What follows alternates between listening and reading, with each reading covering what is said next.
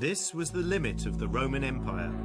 Here in the north of England, the Emperor Hadrian built a last line of defence between his civilized world and the barbarians. But by the 5th century, Rome itself was threatened by the barbarian hordes, and the legions had abandoned Britain. We call the centuries that came afterwards the Dark Ages, a time of ignorance and savagery. When the Romans left Britain, they took their money with them. It was to be the last single European currency for 1500 years. But almost immediately, a new people began to make their presence felt. But in 1982, a gold medallion from the 5th century was found in a field in Suffolk. Carefully inscribed with foreign letters called runes, it reads, "This she-wolf is a reward to my kinswoman." The meaning may be mysterious, but the significance is clear. A new language is being spoken, the language that was to become English. Have your passport, please, sir. Today, English, one of the most widely spoken languages on earth, is Britain's greatest export.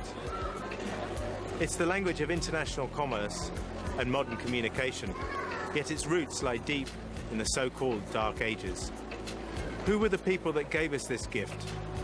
Where did they come from?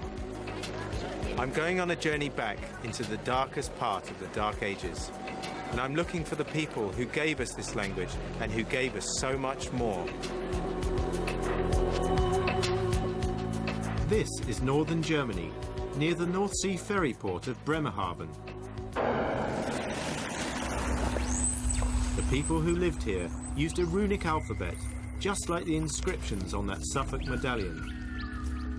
The line between the sea and the land has been blurred here for millennia. Today, a dike holds back the tide, but 1500 years ago, the people on these salt marshes lived under the constant threat of the sea. Now, although this may not look like much today, this is the site of the old village of Feddersen-Veerde. It was built on a mound to protect it from the sea. But then, around 450 AD, it was abandoned. Who were these people? Why did they leave? And what I really want to know is, where did they go? So who were the people that lived here? They were called Saxons. So would life have been hard here for people in Saxon times? Yes, certainly. Probably by the age we're in now, we would be considered to be old men already. Were they warriors as well? They were certainly warriors, but they did not face any attack here.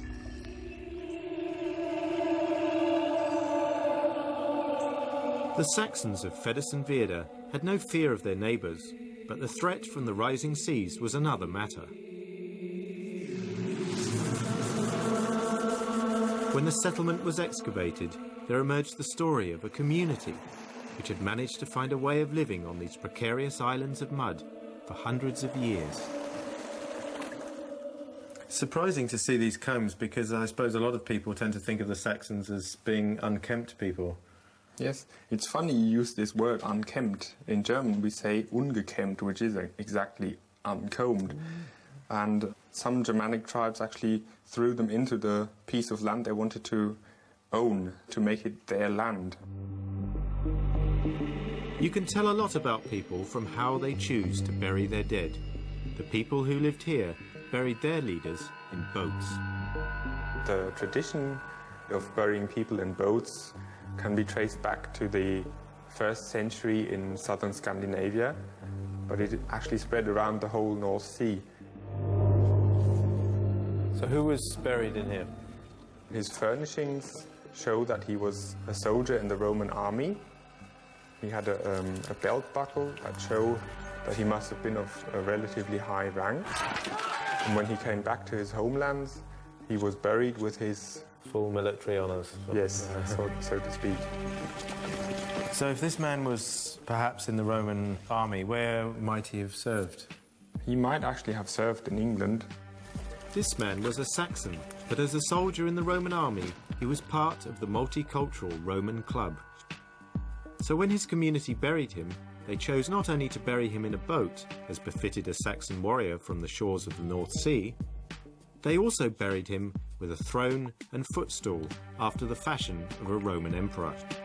A footstool inscribed with Saxon runes. It says scamella, and it means a little stool. Then the next side it says lgu-skathi, and it means the harming of the deer, and this is actually what is depicted on the back side of the little stool. The deer has got his tongue hanging out, so in the next few moments he will collapse.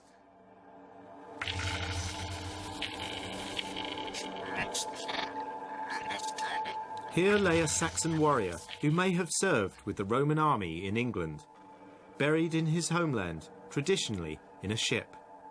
With him, in his grave, a stool inscribed in the same runic alphabet as that mysterious medallion from Suffolk.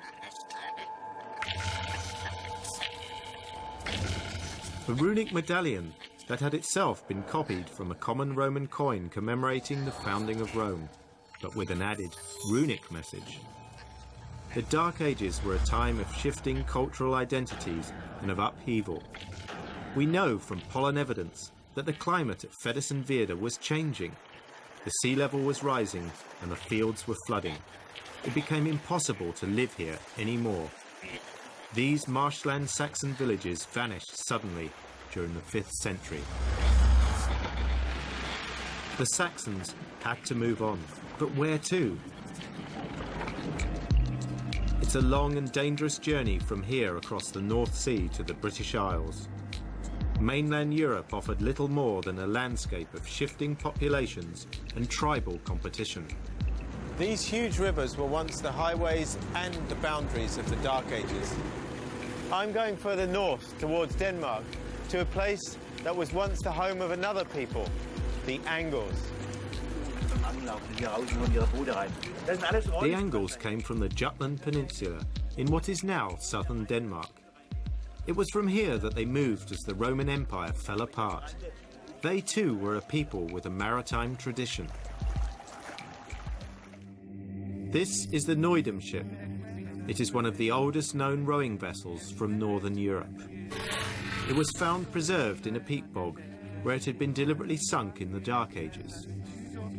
And when the timbers were dated, scientists were astonished to discover that this skillfully made ocean-going ship was built 100 years before the Saxons left Feddersen-Veerde.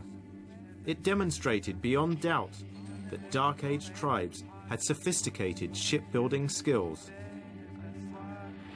The Neudem ship had a turbulent history. It was found in a place close to here, now north of the border. And we think it's a part of loot, which has been put as a sacrifice into a lake after a battle which was won by the local population. And who was the god that they sacrificed it to? Odin is the god of the war, so he should have got it. Odin claimed the spoils of several vanquished armies in this peat bog. We found hundreds of these swords together with the ship. All the weapons showed the scars of war. You see these hacks here, these small hacks? Those shows traces of the last battle. It's not a village fighting another village. No, it's big scale. It's big scale. So were these troubled times in the Dark Ages here? I think so. 50 years or a little bit later, after this boat was sunk, the whole region gets quite empty, at least from archaeological finds. We have almost no cemeteries anymore, no settlements, which are difficult to date. Of course, in England appear people who speak a Germanic language, and there are some more than expected in England and some less than expected here, so this makes a sense.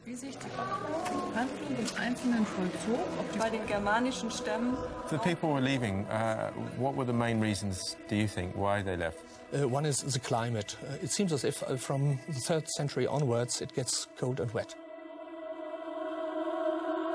Another push factor could be the wars. This is just one example for this, all these weapons. There was a wartime which also might move the people.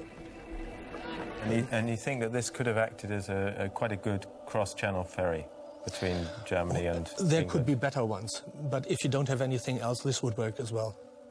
Even this boat, I wrote a simulation program for this. It would be able, in 9 years, 50 boats would transport 30,000 people to England, no doubt. What kind of ship would you need to migrate? Travelling the seas in an open boat was a journey fraught with danger. Being in a rowing boat wasn't easy, but what was the alternative? There is little archaeological evidence of actual Anglo-Saxon ships, but historic ship expert Edwin Gifford believes they may have mastered a crucial technological innovation. So he made a replica of a Saxon ship to put his theories to the test. To the level. So how proud are you of this boat? Well, we're very pleased with it. Yes, we are really rather proud of it too, I suppose, privately, as it were. Yes, I think the main reaction really was a great admiration for the blokes that worked it up in the first instance, you know, the Saxons themselves. The manoeuvring is remarkably good. Think of a rather long, narrow boat with a straight keel. She does very well. Amazing. Do you think the Saxons and Angles would have migrated to this country in boats like this? It's not so far different from this. I mean, the same sort of boat, yes. Whether they had sail or not, of course, is a point of debate. Probably they did. The sail and the ability to tack, to sail into the wind, would allow ships like this to cross the high seas and return home. So where did they get their boat building skills from? From the Romans? No, I don't think so. It developed somewhere in the Baltic with boats like this, which were very stiff and strong. And the trick of it is that everything's clamped together with these rivets. There's nothing able to slide on each other. Whereas earlier than that, these have been sewn, or wooden pegs have been used. Edwin Gifford's Saxon ship is fast, seaworthy and manoeuvrable. It seems to be clear that the Angles and Saxons would have navigated across the North Sea with ease. I've always thought of the sea as protecting Britain from invasion, but in the Dark Ages it seems it was the sea that joined it to Europe. Britain was surrounded by a natural highway that gave easy access to invaders, leaving the people already abandoned by the Roman legions unprotected and vulnerable, just at the moment when barbarians from northern Germany were looking for a new home.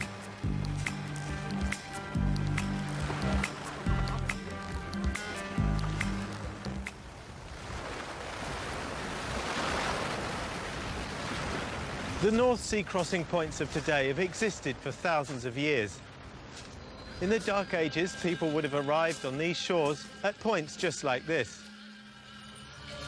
But was it a mass invasion led by warriors driving everyone before them, or were they simply a few economic migrants arriving in small numbers, ready to settle in peace? The answers may lie close to where that mysterious runic medallion was found, at a place called Lakenheath.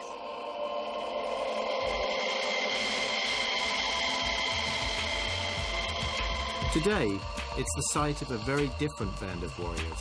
It's an American military airbase.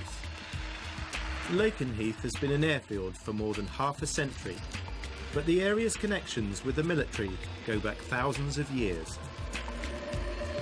Iron Age, Celtic and Roman armies all watered their horses here. The clearest indication that Germanic invaders were here is in the name, Lakenheath, which comes from Lokenheit, a Saxon word meaning the landing place of Laker's people. This landing place became, for many, a final resting place. Here, in the heart of what, for all intents and purposes, is a small American town, lie warriors of the Dark Ages. But not just warriors, because they buried their families here too. These people were pagans. They buried their dead with an extraordinary range of objects, from combs and brooches to fully grown horses. So what kind of things have you found here? Well, on the cemetery we've found various objects. We've got, for example, this, which is an iron spear from an early Saxon grave, a male grave, probably 6th century. There are various different types of spears that can be dated to a certain extent.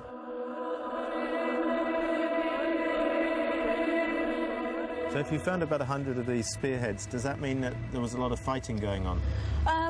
Probably not. We haven't found any evidence in any of the people, in the bones of the people, that anybody suffered any kind of real trauma. So we think this is probably to say how important the person is rather than an indication that they're going out and killing people.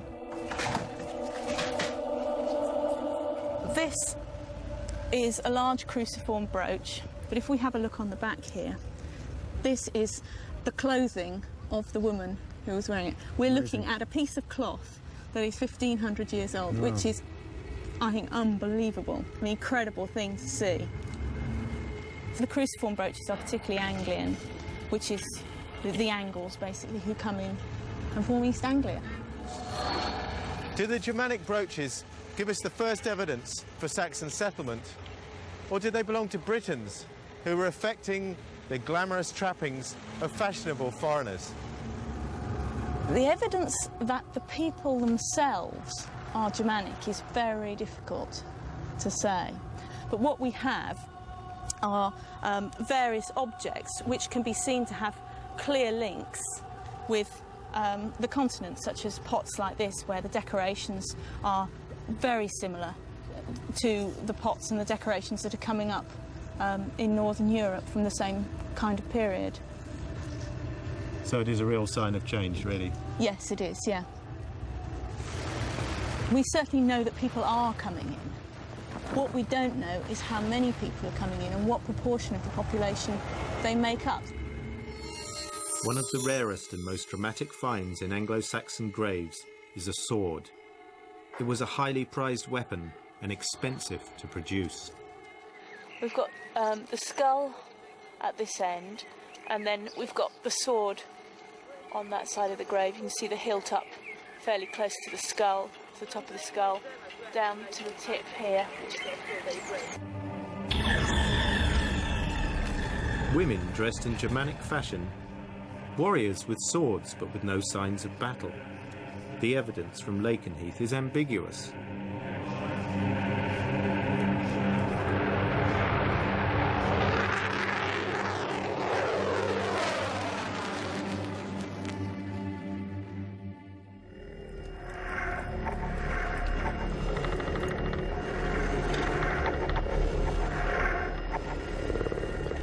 But if I can't be sure exactly who they were, I can at least discover the talents and skills they brought to these shores.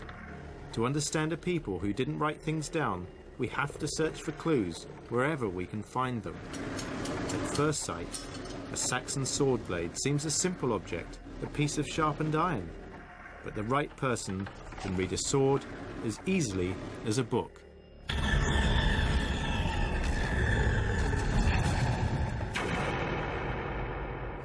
Well, the Saxon sword smiths were specialists in the work that they do, and the swords that they made had this wonderful patterning in them, which to start with was quite accidental because they were trying to get the metal to fold over, and the more you forge the metal, the more refined it becomes, so you get a better blade.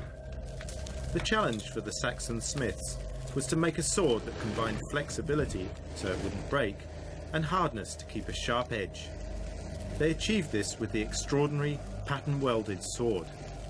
In a Saxon sword blade, there are 4 different types of iron, and each type of iron is specific to doing a job in that blade. Cutting edges that go all the way around the blade and are welded in are made out of non-phosphoric iron and a medium carbon steel, so that you get a hard cutting edge.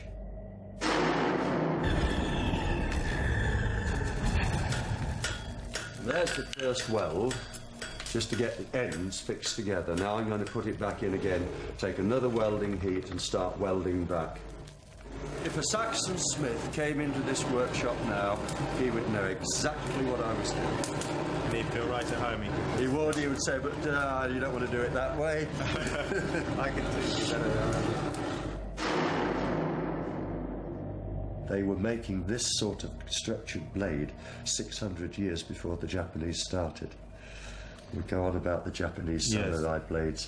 They were doing it 600 years earlier. So the Saxons beat the samurai to this. Yeah. You can see that this is an X-ray of an actual Saxon sword, and you can see the patterning in it.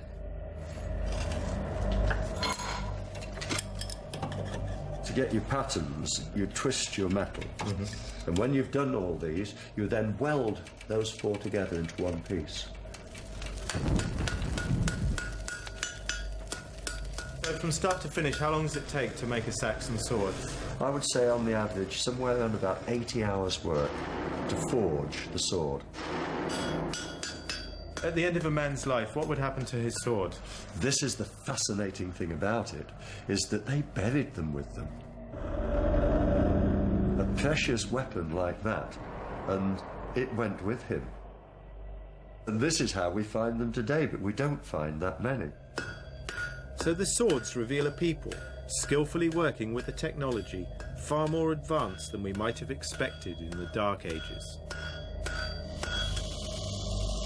And these blades, when they were finished and sharpened up, they literally would cut a man in half. They would take arms off, they would take legs off, and there is a recorded incident of someone cleaving his opponent from his collarbone right through to his hip. So they worked. They worked, yeah. You see now, Richard, this is the blade that has been ground and polished, and what we're going to do is bring out the pattern by using an acid. Starting to come through up here. It's like watching a photograph developing.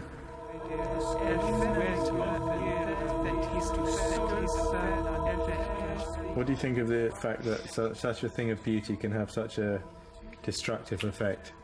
That is the sad part about it all, really. I tend not to dwell on that. I look at it as a work of art made by a craftsman that knows his job.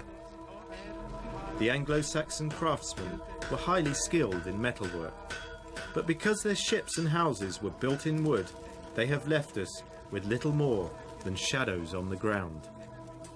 I want to know more about the ideas they brought and discover whether, as my old school books claimed, they lived in hunger, poverty and dirt. Did the Angles and Saxons who came to these islands 1500 years ago come in force displacing a local population, or did they arrive in small numbers eager to assimilate? A chance discovery in this North Yorkshire sand quarry offers some surprising answers. Right, well, we came here first in 1978 because someone found an Anglo-Saxon grave during quarrying. And so we came in, started the excavation, but it was a time when there was virtually no evidence of settlement. One of the big problems of Anglo-Saxon England, it was populated by dead people. There were no living. Just cemeteries. Just cemeteries.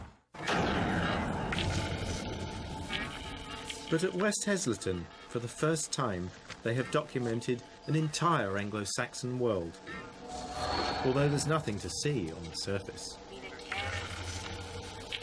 For the first time, we've managed to excavate a complete cemetery and a complete settlement. For the most part, we have the most complete picture of an early to Middle Saxon settlement that we have from anywhere in this country. Now, we're coming into the cemetery from the eastern side, and this sort of platform here was occupied by a major Neolithic monument, a henge with a ditch and bank around it, and entrances on either side. So yes, there's a real corker. This is a real traditional Anglo-Saxon burial, this one. Just as at Lakenheath, this site shows a continuity of occupation since the Iron Age.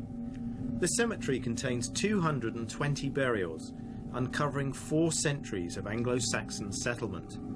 Two burials in particular challenge conventional expectations about Anglo-Saxon men and women. We have a female burial with 2 spears, and then we have a very definite male burial with brooches and beads. What we can be sure of is that the traditional view of, this one's got lots of brooches, it must be a girlie, and this one's got weapons, it's a chap, is no longer acceptable. So, how do you know they were Saxons? The population in this part of the country we would consider to be Anglians rather than Saxons. How many of them are actually continental? It's certainly not more than 20%. There was a population of perhaps 1.5 million people on these islands when the Romans left. Just how many migrants would it take to make a major impact? I'm quite happy that we are dealing with relatively small numbers of people, but maybe arriving over quite a long time, maybe over 200 years. But the real problem is then, why does everybody then look like an Anglo-Saxon when we dig them up?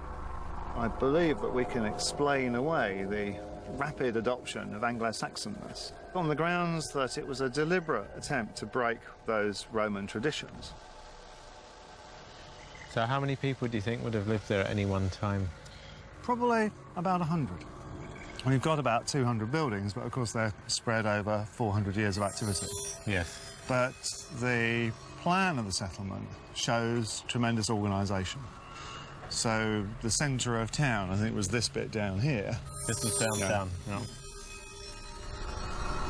All the houses here seem to have been planned to the same few designs.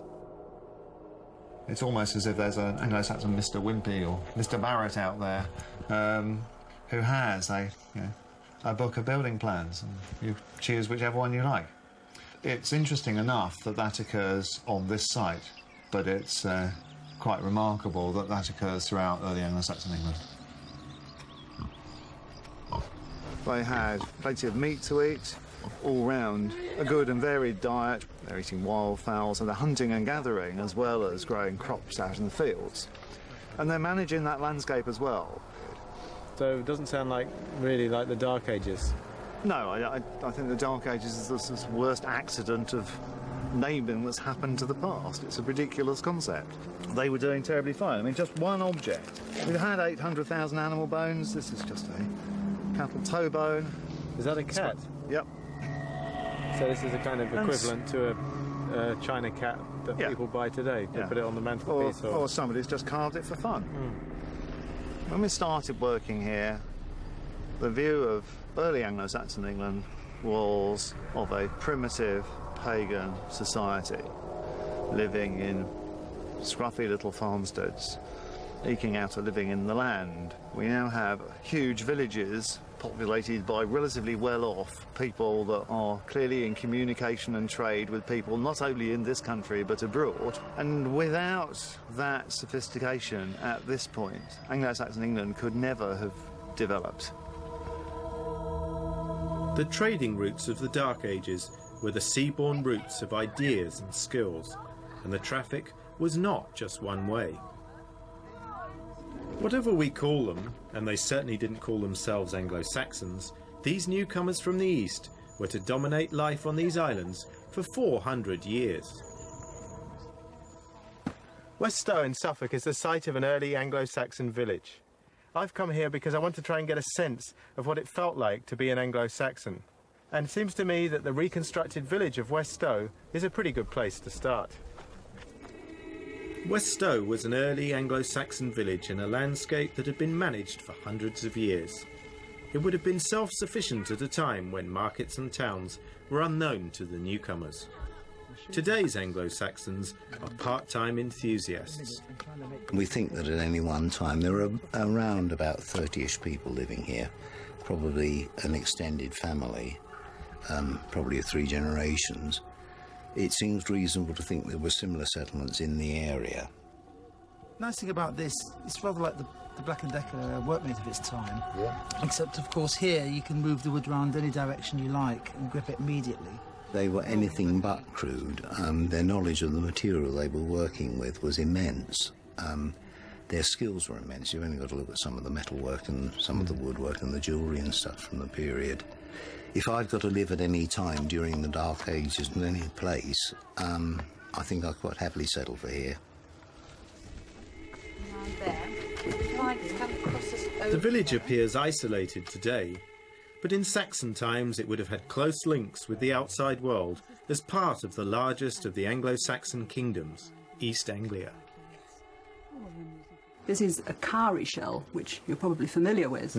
And this, of course, has come from the Red Sea or the Indian Ocean. And I think it's important to realise that a village like this was not totally out of touch with the rest of the world. Somebody, somehow, got things like this and things like ivory, and possibly also the garnets, which may be in this brooch. It's a Frankish brooch, not an Anglo-Saxon brooch at all. This is a bit strange, isn't it? It's an iron thing, and it's obviously possibly a key. I think this one could have functioned as a key, but there are a lot of much bigger ones made of bronze with quite elaborate ornaments on them, and they're usually called girdle hangers. And the fact that a woman is buried with a bunch of these things shows that she was a woman who had some authority. Women had rather more independence than they had had in the previous Roman period, or indeed perhaps than they were to have in the later post-conquest Norman period. Life in Anglo-Saxon Britain was not always peaceful. With many kingdoms in competition, there would have been occasions when the men of the village would have been called to arms. Anyway, the shot they'd be aiming for, judging from the skeletal evidence, is to bring a blow in onto the skull, towards the front of it with the tip of the sword, so it cuts down through the skull to just above the eye, and hopefully that's enough to destroy your enemy's brain and kill him without you actually getting your sword jammed in his head.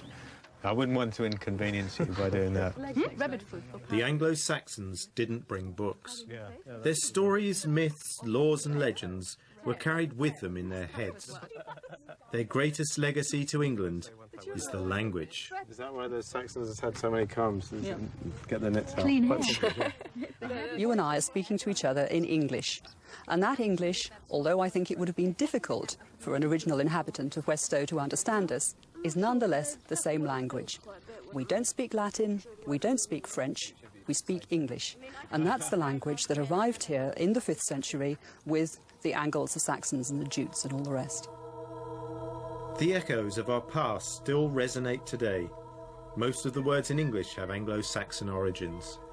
Even the name England is derived from Angle. Chwet, we gardena in Jerdagum. Theotkunningas, Rumjufrunon, Huda Evelingas, Ellen Fremedon. In the 7th century, the villagers of West Stow were caught up in a crisis that was to change the culture of England forever. The seas that brought their ancestors now ferried Christian missionaries from Ireland and Rome. The Anglo-Saxon world was about to be caught up in a battle between a pagan past and a Christian future.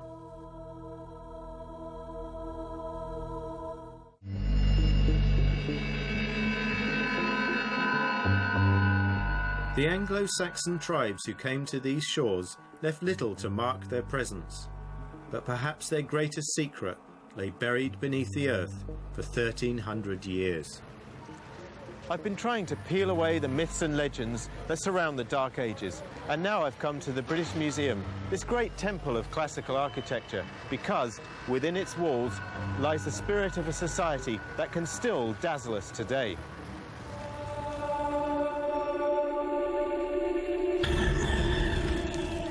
By the 7th century, there were 7 Anglo-Saxon kingdoms vying for supremacy, all with kings armed with family trees to prove their legitimacy, claiming ancestry from both Roman Caesar and Odin, the pagan god of war. Anglo-Saxon society was transformed by the arrival of Christian missionaries. The notion of one god and one king would provide a powerful force for change. This is the Sutton Hoo treasure, the crown jewels of the Anglo-Saxon world, and the grave goods of a pagan king. And they reveal the struggles of that crucial moment in English history. This isn't the kind of thing a person would normally expect to associate with the Dark Ages. The workmanship's fantastic. No, it's absolutely amazing. No, I mean, this is your real top-of-the-market object. I mean, the workmanship on it, the way the garnets are cut, you can see here, and the way they've set blue stone, mille-fiori, blue glass, in as precious jewels. I mean, it's quite a remarkable piece. We say it's a shoulder clasp, a pair of shoulder clasps, and they would have been worn literally on the shoulder like this. It opens on a hinge. If I just break it like this, you can see the hinge coming up. There's no doubt that the shoulder clasps are made en suite, if you like, with the purse lid, certainly. And then if you accept that the purse is worn on the belt that carries the great gold buckle, you've got these three extraordinary pieces of, I mean, what you could call sort of civil ceremonial gear, which are in direct contrast to the helmet, the shield, and the sword. I mean, all this is an expression of disposable wealth and a sort of confidence in the continuation, if you like, of a dynasty. I mean, it's the king is dead, long live the king. We can afford to put all this stuff in the grave. The Sutton Hoo treasure is an expression of early Anglo-Saxon kingship. The body of the king was never found, but the burial has been dated to 625, suggesting that here lay King Redwald, the last of the pagan kings and the first overlord of England.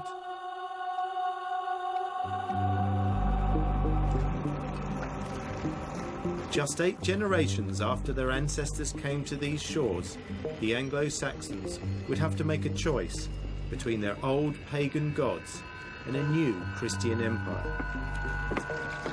The River Deben is a quiet backwater, a place that time seems to have forgotten. But in Anglo-Saxon times, it was a busy thoroughfare and the heart of a powerful kingdom. The estuaries of Suffolk were just a short hop across the North Sea to the mouth of the Rhine, Europe's busiest artery. This was the front door, not just to East Anglia, but to the whole of Britain. It was from this river 1400 years ago that a royal sailing barge was hauled up onto the shore. It was then dragged up a 300-metre slope to the ridge above, where it was to become a coffin fit for a king. At the edge of this plateau, overlooking the estuary of the River Deben, lies a group of low circular mounds. These are the Sutton Hoo burial grounds. There may be no crumbling ruins or mysterious stone monuments here, but the simplicity of this site belies its importance, because it represents a turning point in English history. Superstition and myth had haunted this place for centuries. Mrs. Pretty, who owned the land, claimed to have seen shadowy figures on the mounds at night. She decided to go digging. The first of a long series of excavations began with the opening of 3 mounds. All had been robbed. On the eve of World War II, the largest mound was excavated. They found not a ship, but the shadow of a ship in the sand. No wood had survived, though its shape had been preserved in its sandy tomb for nearly 1400 years. At its heart, the king's treasure still remained virtually intact. This is Mound 2, Richard, which we've reconstructed. So we're now walking down into its quarry ditch here, which we excavated to start with. That's a great view. Yeah. There are 18 mounds that we know about. You see, they're quite spread out, and originally much higher. So quite a grand monument with a strong profile that you could see from the river.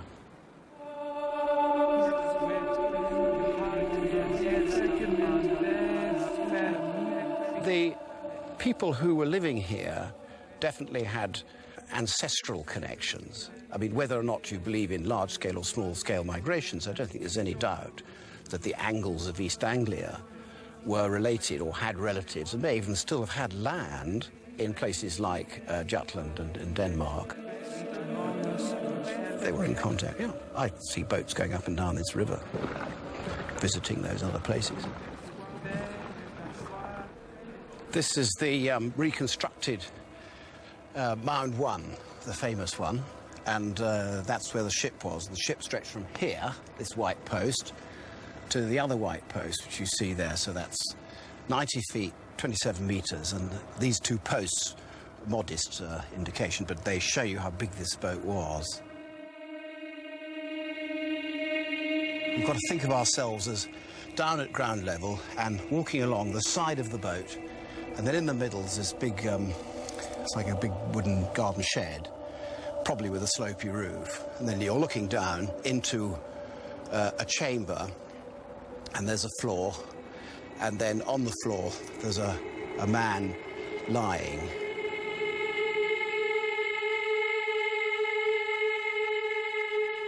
The man is lying here, with his feet that way to the east, and his head here. And at this end of the chamber, you have the sort of regalia, the sceptre, the standard. His shield is up against the wall of the chamber. And then the sword, and then the helmet about here, which then broke into lots of pieces. A pile of silver bowls, and then bundles of spears, so all the weaponry's up that end.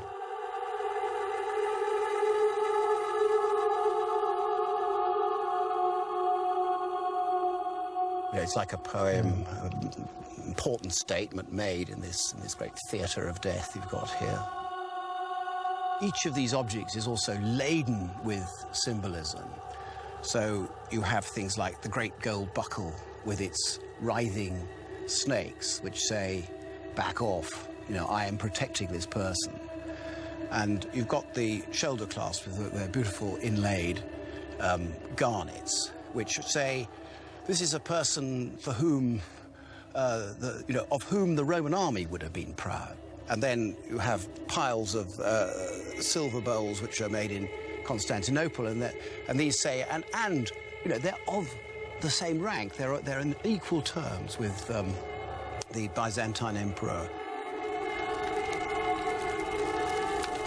So the whole thing is full of allusions: boats, travel, gold, riches, power, leadership, contact, Scandinavia, our friends across the North Sea, France, our friends, or perhaps our enemies, across the Channel. 30 years after the first Christian missionaries arrived from Rome, most of England was converted, but not all the kingdoms embraced its potent message.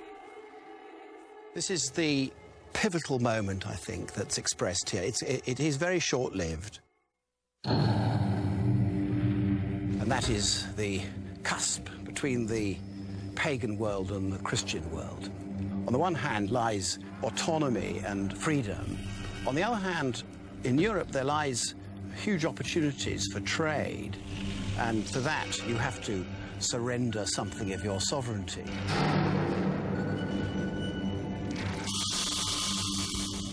I think at that point there were battles.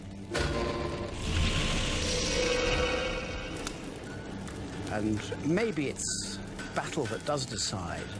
If the God mighty in battle is on your side, then that's a sign of what the future ought to be. The future lay with the Christian kings.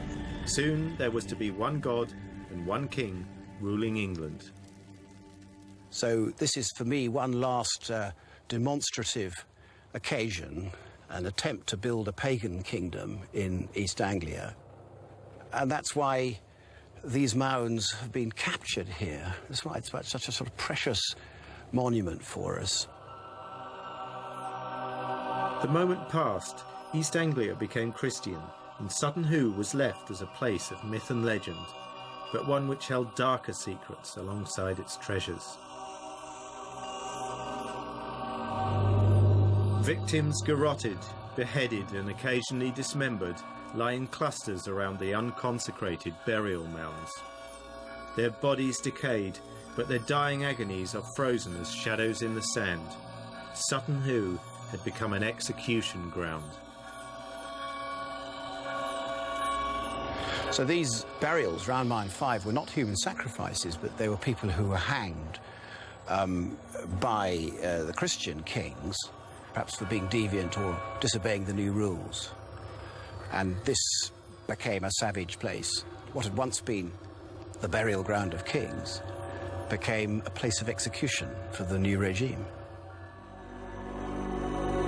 The combination of kingship and Christianity would transform the Anglo-Saxon kingdoms and forge the English nation. The Anglo-Saxon signature is indelibly written in the patterns of the English landscape, in our maps and our manuscripts, our dictionaries and our culture. But who were they? It seems there is no easy answer. Immigrants and the local British together created a culture and place we call Anglo-Saxon England. They didn't live in a dark age. It was an age of opportunity and change. Its engine was trade and the merging of ideas and people. They acknowledged their debt to the past and saw in the future possibilities. But soon their world would be overwhelmed by new ideas and new waves of barbarians from the east.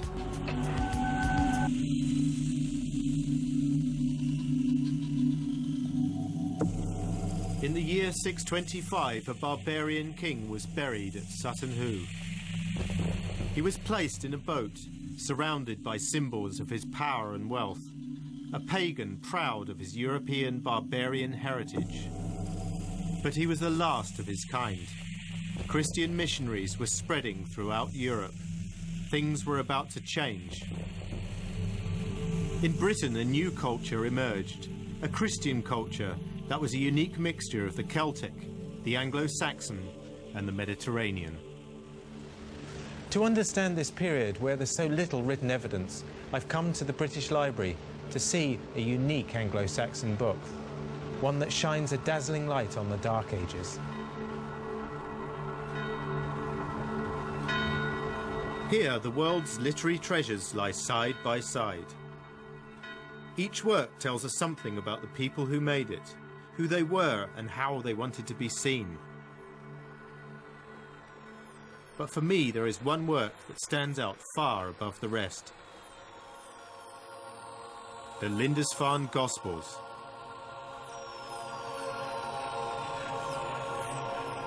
This book not only demonstrates the extraordinary skills of Dark Age Britain, it's also the perfect example of what that melting pot of a society was able to achieve. This is one of the earliest and most fantastic books to have been produced in Great Britain and Ireland, and even in the world. It contains the Gospels of Matthew, Mark, Luke and John in Latin, which was the language that was commonly spoken throughout Europe at that time. To me, the most amazing thing about it in many ways is that it's almost entirely the work of one person, one artist scribe, and it would have taken at least 10 years to produce something of this sort.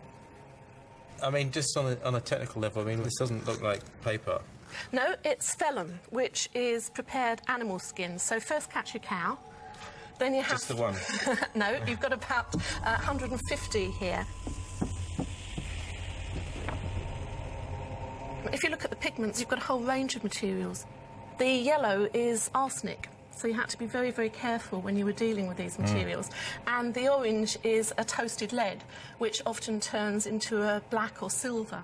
It's incredible, and I just can't believe how strong the purple is after this time. Yeah, the purple's cool. That seems to be a vegetable extract, and you can get it to go from red to blue and all stages of purple in between. If you add stale urine, that gives you a nice rich red, for example. So it's an amazing act of chemistry as well, to be able to work out how to handle all of these things. So what can we tell from just from these 2 pages about the book and its meaning at the time? OK, you look at this page and you think, what has happened? A group of peoples coming together with very different cultures, pagan, Germanic, Romano-British, Celtic. The script that you see here is basically a version of Roman square capitals, the sort of things that you would have seen on Hadrian's Wall, etc. at that period. But what have they done? They've actually grafted on these very angular, strange, square shapes, bar gate M's, etc., that you get in the runic alphabet, which has an almost magical context for them. And you can see that they're saying, we're the heirs of Rome. We've arrived. We've absorbed everything they had to teach us, and now we're carrying that forward in our own way. With the carpet page, this is a Coptic prayer mat. It's actually presenting your act of prayer and dedicating it to Christ, who is actually present there in the cross that is almost mystically embedded in the ornament. This speaks of Celtic textiles. The frame of it speaks of Germanic metalwork. If you look at the O, for example, you can see this whirling, swirling mass of Celtic spiral work that goes right back to the Iron Age. This isn't ignoring the Celtic tradition of Ireland. This is actually paying homage to that, to the Coptic world, to Rome, and to the Germanic peoples at the same time. There was nothing else in Europe that came close to the achievement of this book. Like those treasures at Sutton Hoo, it represents the very best of pagan art and craftsmanship.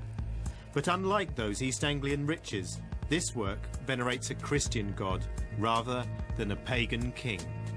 Can you imagine what it must have been like for somebody who spent their lifetime out on the wild moorlands of Cumbria, seeing something like this from the back of a dimly lit church as a mystical object that would act as that power line to God for them?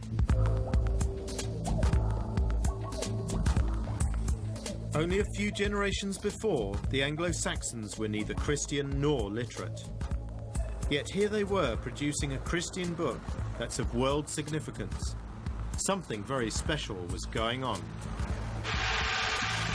In Roman times, Northumbria was an outpost at the edge of an empire. 300 years later, it was a powerful kingdom in the heart of the British Isles. It was here off the northeast coast of England, on Holy Island, that the sun would rise on a place of pilgrimage, which was to become the centre of a cultural revolution. Now, it may be remote today, but this was the crucible in which the English nation was fired. In this windswept and isolated place, cut off from the mainland twice a day by the tide, a monk called Eadfrith devoted every working day for 10 years producing the Lindisfarne Gospels. Well, here we are in Lindisfarne, the mother church of Northumbrian Christianity. This is where it all began, on a site right by a harbour, and how many of these early monasteries were by harbours going right the way down the coast. This was their link through to the rest of the world. These northern monasteries may seem desolate and secluded to us, but in Dark Age Europe, the sea was a busy highway, and they were perfectly placed for foreign trade and for new ideas. Although we think of monasteries as being, essentially places where the liturgy is said, I think we just ought to remember that there's all sorts of other things happening. They are technological centres. So it was a real hive of industry. It's a massive hive of industry. These were the nearest thing they had really to cities. In the sense, I suppose, industrial estates, all wrapped around the centre of religious activity. It is the centre of literacy. Christianity, is the religion of a book and of many books. And now, for the first time, there is the possibility of recording history and passing on history. The Anglo-Saxon world was cosmopolitan, adventurous, and fragmented.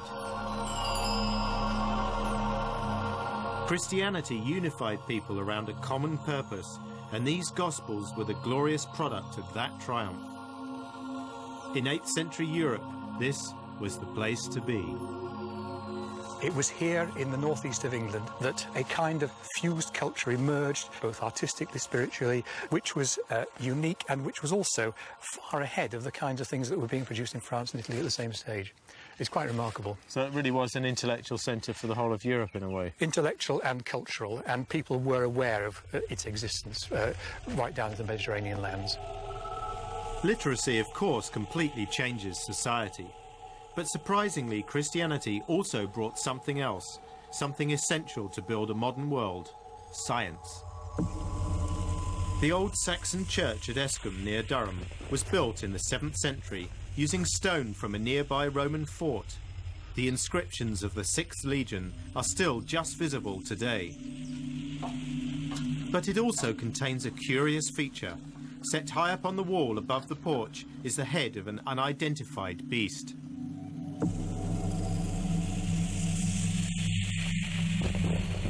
It's a sundial, the earliest English sundial in its original position.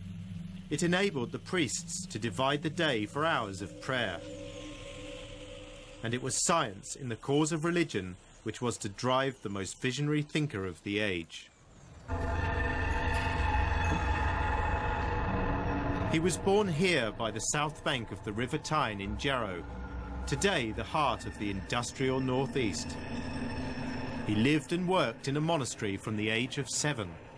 We know him as the Venerable Bede. Bede was an Anglo-Saxon monk and the foremost thinker of his day. He was a teacher, a philosopher, a writer and a scientist.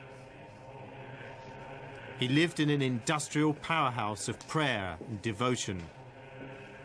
Literacy and a natural curiosity were the keys to what he would go on to achieve. Bede spent his entire life in the north of England. He didn't need to travel. Here, the knowledge of the world was imported on manuscripts. Jarrow in the Dark Ages was a European cultural centre, at least in Bede's day. He travelled very little from the site here, but he had access to hundreds of books, and he built up in his mind a picture of every aspect of the world: history, poetry, science, astronomy. So a lot of it was really based on an early form of interlibrary loan then? And a good number of friends in other monasteries, pen pals if you like. Bede wrote about the idea of an English-speaking people hundreds of years before England even existed. He was consumed by the study of astronomy and the reckoning of time, and he had a way with words. Bede was able to explain things in a way that put concepts across very clearly to people. For instance, the shape of the Earth. He says the Earth is round, not round like a disc or a shield, but round like a ball, being equally round in all directions. So that's a very clear explanation. Another explanation of Bede's, which I particularly like, is about the temperature zones on the Earth. The middle zone being very hot, the top and the bottom zones being very cold, and the other zones being temperate and habitable. He talks about being near a very hot fire on a very icy cold winter's evening. If you're too near the fire, it's so hot that you're not comfortable. Likewise, if you're too far out in the cold of the wintry night, you don't feel the benefit of the fire and you couldn't survive that either. But in between, you're in the temperate zone where things are just about right, and that's like where we are in the world. Bede was a pragmatist, and his passion for scientific observation was to solve the greatest dispute of the age, the accurate dating of Easter. This involved reconciling complex calculations of the movements of the Earth, the Sun and the Moon.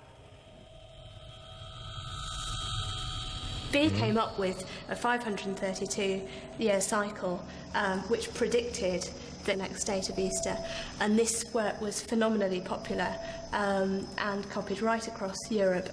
So you're saying his scientific curiosity was really driven by a religious motivation? Very much so, yes. Bede's pursuit of knowledge was always for a practical purpose. In resolving the date of Easter, he had noticed the effect of the moon on the tides.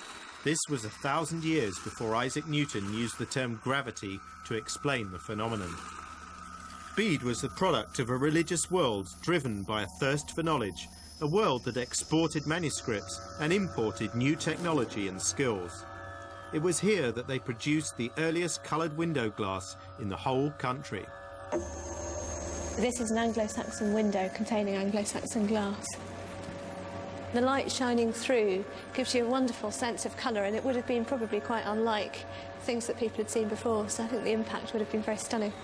It would have been quite magical.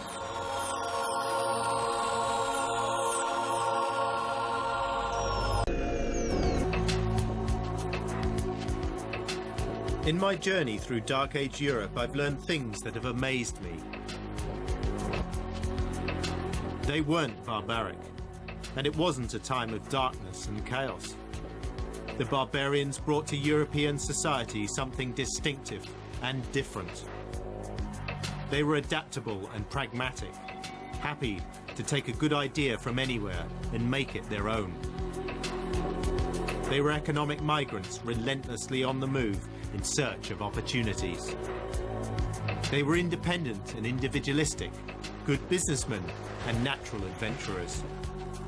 Without the barbarians of the Dark Ages, our world would be a very different place.